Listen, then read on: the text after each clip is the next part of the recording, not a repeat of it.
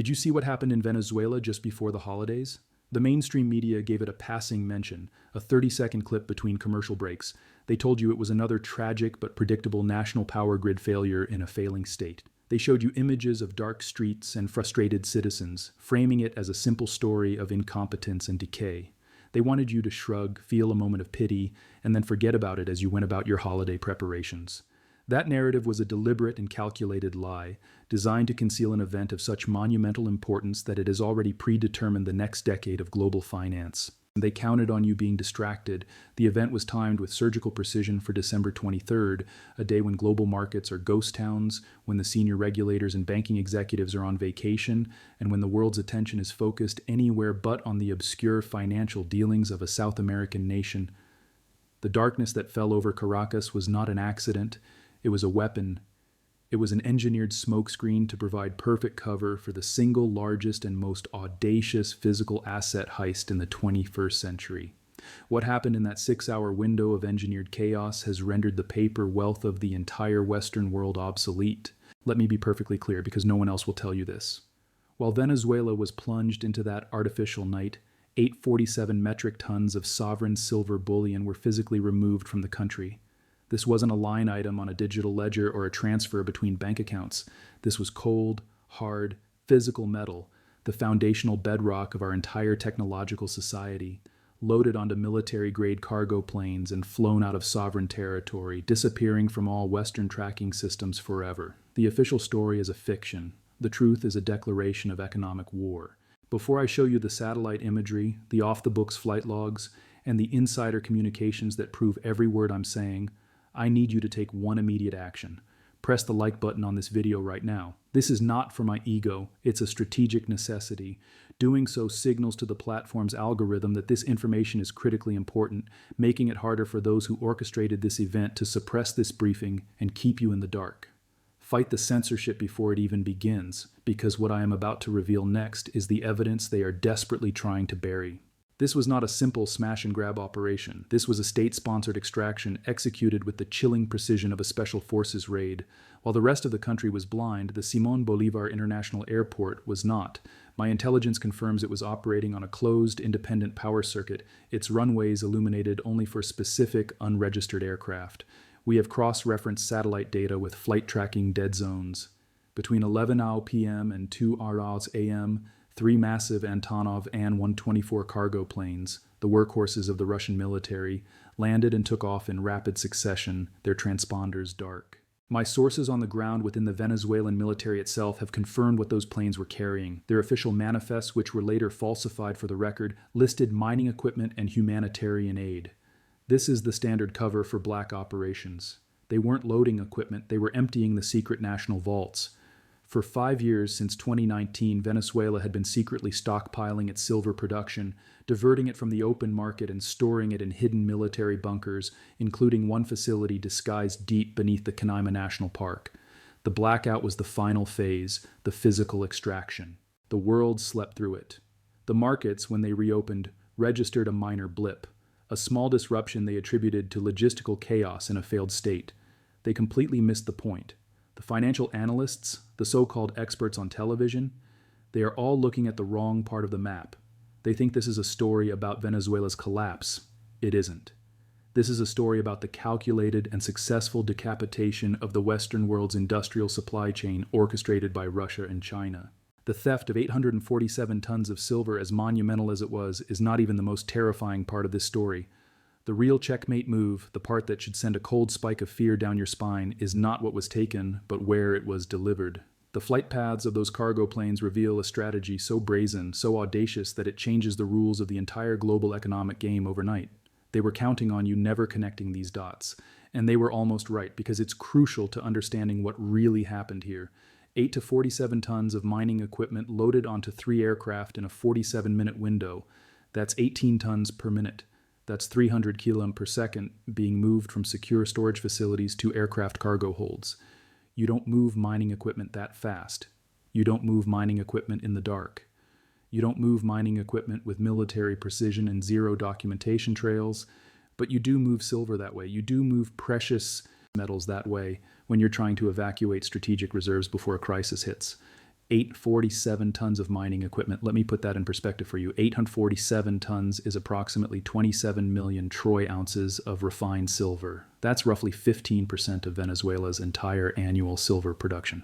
That's more silver than most countries produce in 2 years, loaded onto planes in the dark, 6 hours before the mines went offline. But here's where the story gets really dark.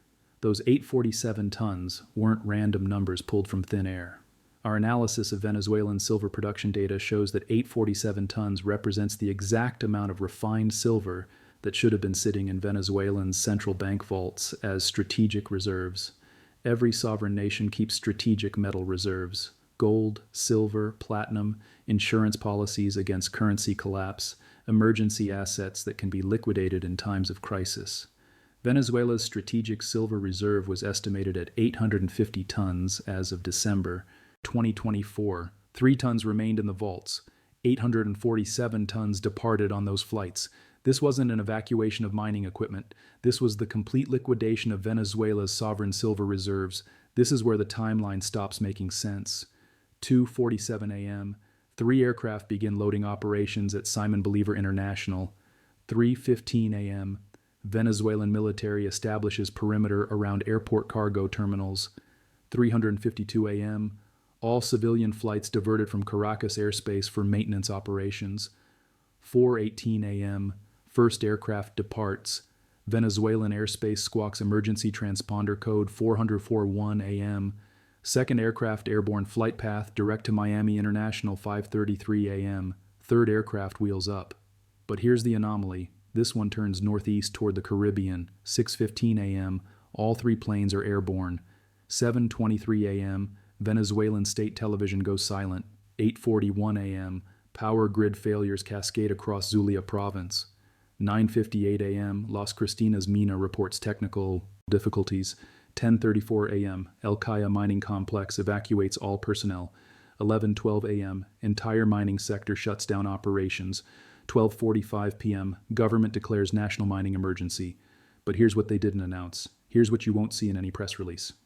At 1:17 p.m., exactly 32 minutes after the mining emergency was declared, silver futures in New York jumped 7.8%, not gradually, not over hours, in 4 minutes. A violent, explosive move that triggered trading halts across multiple exchanges. Someone knew, someone was positioned, someone was ready for this exact sequence of events. The market doesn't move like that on news. The market moves like that on information. Information that travels faster than headlines. Information that flows through channels that don't exist on your television screen. Information that comes from inside the operation itself. Because this wasn't just about moving silver. This was about timing the market. This was about positioning before the crisis hit. This was about turning a strategic metal evacuation into the largest commodity manipulation scheme in modern history. Let me show you the evidence. Let me show you the trading patterns that prove this was orchestrated from the highest levels. In the 72 hours before the Venezuelan blackout, silver call options volume increased by 2.47%, not 284%, 2,047%. Someone was buying massive quantities of leveraged bets that silver would spike violently upward. These weren't retail investors. Retail investors don't have access to the kind of capital we're talking about here. The average trade size was $47 million per position. These were institutional players. These were entities with inside information about what was coming. But it gets worse. The options weren't just calls. They were specifically calls with strike prices at 73 to 77 and 82. Those weren't random numbers. Those were target prices, price levels that someone knew the market would hit after the Venezuelan operation was complete. And they were right. Silver touched 73.40 on the day of the blackout. It hit 77.15 2 days later. It peaked at 82.77 exactly 1 week after the Venezuelan mines went dark. This wasn't market speculation. This was inside trading on geopolitical intelligence. This was monetizing a crisis that someone had advanced knowledge about. This brings us to the planes because those 3 cargo flights weren't the only metal moving that night. And they weren't the only flights that had inside information about the timeline. Flight tracking data shows a pattern that should terrify anyone who understands how the silver market actually works. Between midnight and 6 a.m., Caracas time, 11 aircraft departed Venezuelan airspace, not 3, 11. Let me break down these flights for you because each one tells part of the story. Flights 1-3, the obvious ones. Simon Bolivar to Miami International. The decoy flights, the ones they wanted us to see, the ones carrying some silver but not the main cargo. Flights 45 departed from Marabo International, destination Panama City. These flights carried Venezuelan oil executives and their families. Emergency evacuation of key personnel before the crisis hit. Flight 67 departed from Puerto Orduz, private airfield. No civilian traffic control. These flights carried mining equipment, real mining equipment this time, specialized extraction machinery worth hundreds of millions of dollars. But here's where it gets really interesting. Flights 89, Russian registration, Antonov and 124 cargo planes. The kind of aircraft you use when you need to move something very heavy, very far, very quietly. Departure point. Cana National Park. A national park with no airports, no landing strips, no infrastructure for heavy cargo aircraft, except there is infrastructure, secret infrastructure, military infrastructure that doesn't appear on civilian maps, underground. Storage facilities connected to the Venezuelan silver mining network, storage facilities that have been accumulating refined silver for years. These Russian flights didn't just carry silver, they carried the accumulated production of Venezuelan mines that had been diverted from international markets for the past 18 months. Silver that should have been sold to industrial users, silver that should have been available to the global supply chain, silver that was instead stockpiled in underground facilities waiting for this exact moment. How much silver? Our estimates based on cargo weight and aircraft capacity suggest these two flights carried approximately 1,200 tons of refined silver. That's 38 million ounces. That's more silver than Peru produces in an entire year. Flights 10-11. Here's where the story becomes a geopolitical nightmare. Chinese registration cargo aircraft operated by COSCO Shipping, the state-owned shipping conglomerate that moves strategic materials for the Chinese government. Departure point unknown. Destination unknown. These flights disappeared from civilian radar immediately after takeoff. Military aircraft, military cargo, military secrecy. But we know they landed somewhere in the Caribbean before continuing to destinations that are classified at the state level. The Chinese weren't just observing the Venezuelan operation, they were participating in it. They were coordinating with the Russians to extract maximum silver reserves before the crisis hit. This is state-level resource warfare. This is economic espionage disguised as humanitarian crisis response. This is the beginning of something much larger than a Venezuelan power grid failure. Destinations included Miami, Panama City, and here's where it gets interesting, Moscow. 2 flights to Moscow, Russian registration, Antonov, and in 1-24 cargo planes. The kind of aircraft you use when you need to move something very heavy, very far, very quietly. But the Moscow flights weren't direct. They made stops, strategic stops, at locations that reveal the true scope of this operation. First stop, Minsk, Belarus. Officially a refueling stop, unofficially a trans-shipment point where Venezuelan silver gets repackaged, relabeled, and distributed to final destinations across the former Soviet sphere. Second stop, Ana, Kazakhstan, the heart of the Eurasian silver processing network, where raw silver gets refined into industrial products for the Chinese manufacturing sector. Final destination, Moscow, the Russian strategic metal reserve complex. Underground facilities where silver joins gold, platinum, and other strategic materials in vaults that are designed to survive nuclear war. Russian involvement in Venezuelan mining isn't new. Ross has had contracts in the region for years, but Rosneft extracts oil. These flights originated from mining territories. These flights carried cargo that required specialized loading equipment. These flights moved under diplomatic cover that protected them from international oversight. Someone emptied the Venezuelan silver reserves before the crisis hit. Someone with access to state-level logistics. Someone with the authority to move strategic materials across international borders without customs interference. Someone who knew exactly when the lights were going to go out. This wasn't a natural disaster. This was a controlled demolition of the Venezuelan mining sector, timed to maximize resource extraction and market manipulation. But the Venezuela story is just the surface, the tip of the iceberg, the visible part of an operation that goes much deeper than anyone in the Western financial system realizes. The real crisis is what this shortage reveals about the global silver market, because when 12% of annual supply disappears overnight, the remaining 88% becomes visible. And what we're seeing in that remaining supply is a system on the verge of total collapse. Let me show you the numbers that the mining companies don't want you to see. Numbers that explain why Venezuela was targeted. Numbers that reveal the mathematical impossibility of the current silver market structure. Global silver mine production peaked in 2016 at 886 million ounces. Since then, production has been declining every year, not gradually, precipitously. 2017, 852 million ounces. 2018, 843 million ounces. 2019, 836 million ounces. 2020, 784 million ounces due to CO shutdowns. 2021, 822 million ounces as mines reopened. 2022, 835 million ounces. 2023, 842 million ounces. 2024 is tracking at 831 million ounces. The decline is accelerating. The peak is behind us. The easy silver has been mined. What remains requires deeper shafts, more complex extraction, higher energy costs, greater environmental impact. The marginal cost of production is rising exponentially, but demand is exploding in directions that the mining companies never anticipated. Industrial demand alone increased 17% year over year. But let me break that down for you because the headline number does not capture the crisis that's building. Solar panel manufacturing consumed 185 million ounces in 2024. That's 22% of total global mine production flowing into a single industrial sector, and that sector is growing at 35% annually. Do the math. By 2027, solar panel manufacturing alone will consume more silver than the entire world produces. Electric vehicle production consumed 61 million ounces.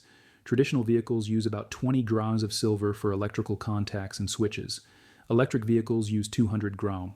That's a 10x increase per vehicle.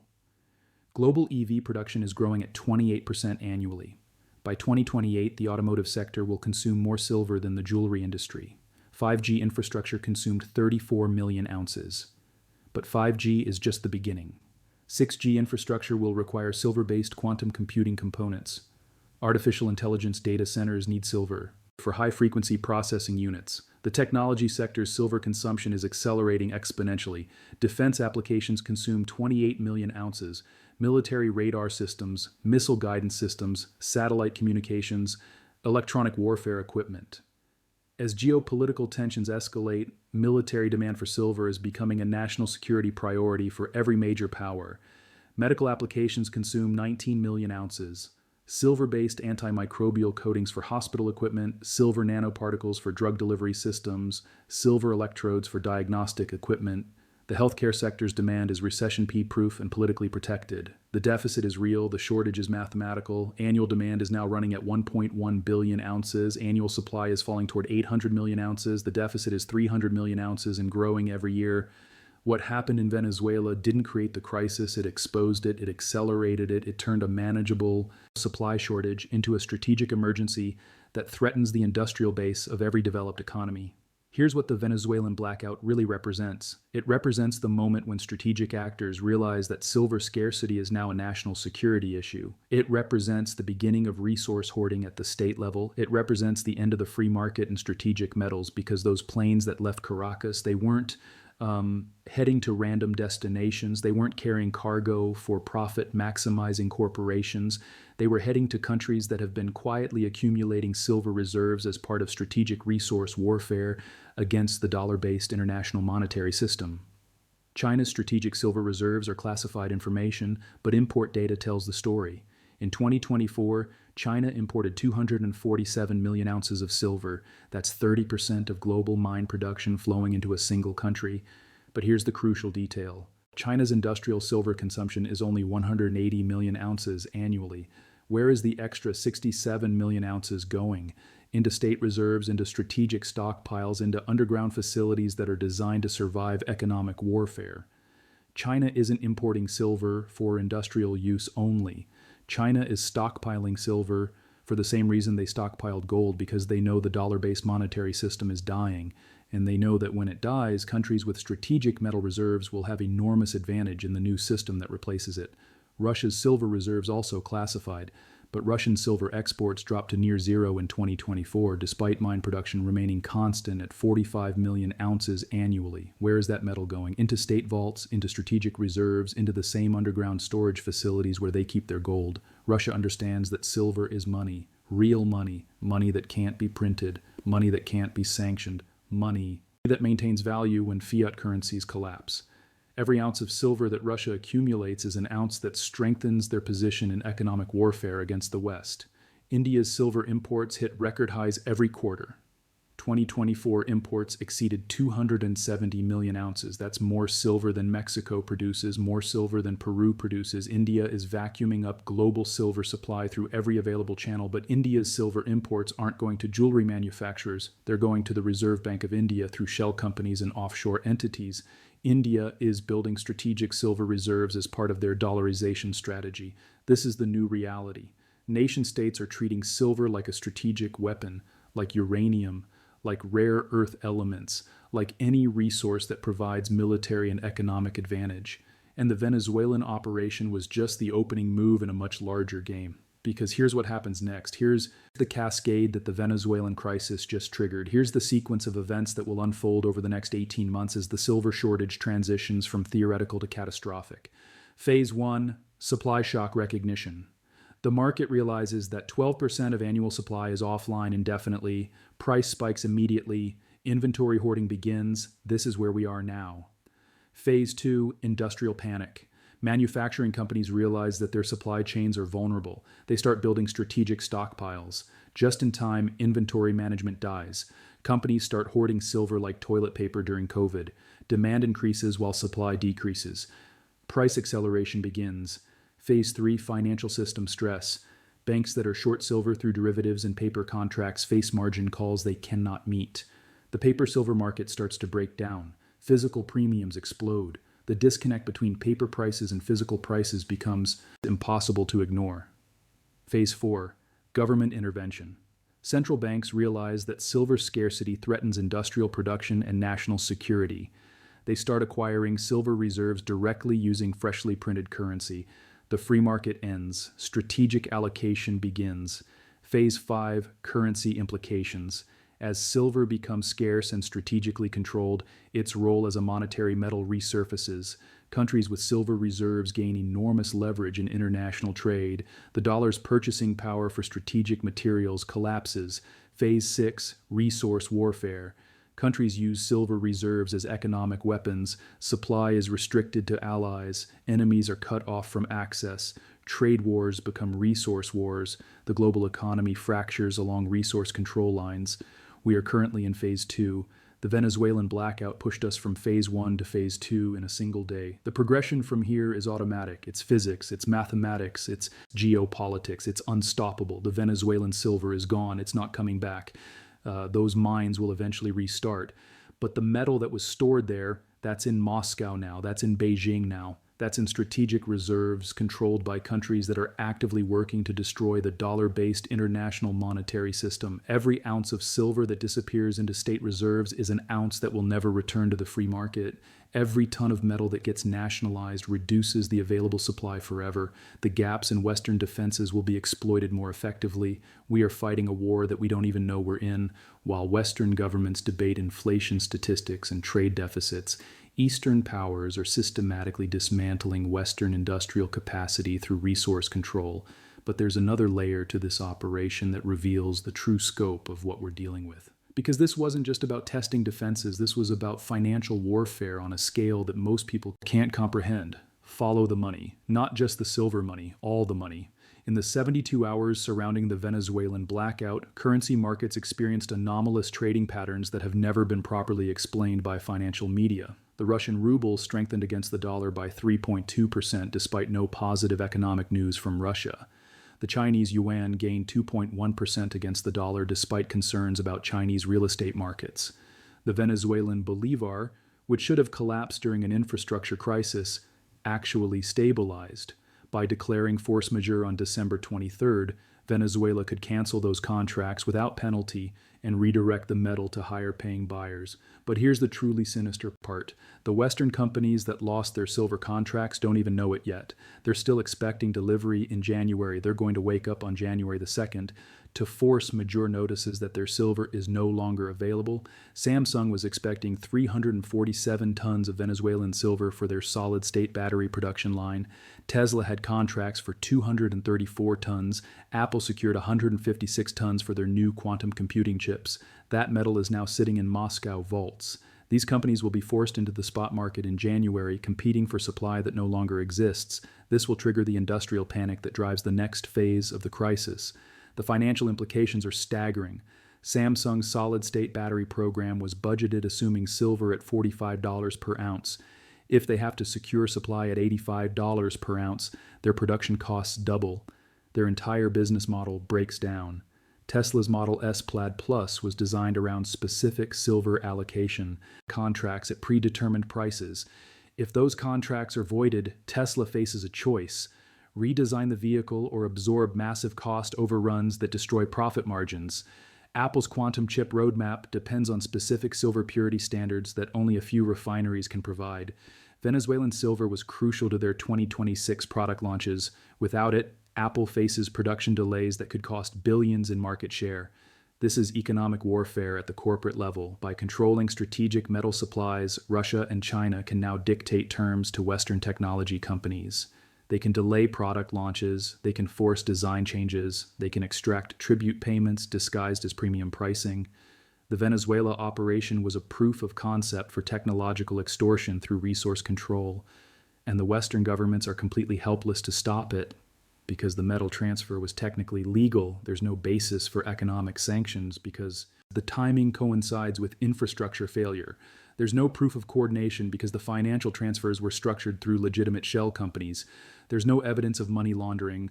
Russia and China have found the perfect weapon: legal resource warfare through manufactured crisis.